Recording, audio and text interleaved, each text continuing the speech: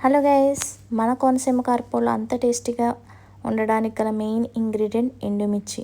అందరిలా మనం డైరెక్ట్గా మన కారపొడిలో ఎండు కారం అయితే యాడ్ చేయమన్నమాట. మంచి ఎండుమిరపకాయలు అయితే తీసుకొచ్చి వాటి తొడుములు తుంచి వాటిని ఇలా ఎండలో ఎండబెట్టి మనం అయితే కారపొడికి యూస్ చేస్తాం. అందువల్ల మన కారపొడులు చాలా టేస్టీగా ఉంటాయి అన్నమాట.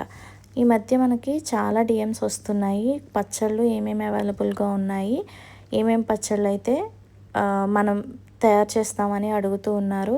సో ఇప్పుడు ప్రెజెంట్ అయితే మన దాంట్లో టమాటో పిక్కలు, అలాగే గోంగూర పిక్కలు, అలాగే పండుమిర్చి పిక్కలు అన్నీ రెడీగా అయితే ఉన్నాయన్నమాట.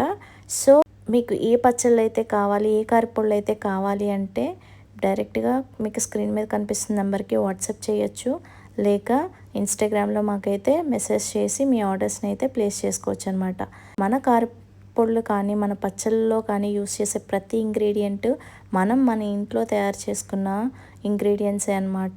బయట ఎక్కడ కూడా రెడీమేడ్ మిక్సెస్ అనేవి యాడ్ చేయం, అందుకనే హోమ్ మేడ్గా ఉంటాయి, చాలా న్యాచురల్గా ఉంటాయి. ఇంట్లో మన అమ్మమ్మలు చేస్తే ఎలా ఉంటుందో ఫుడ్ అంత బాగుంటాయి అనమాట.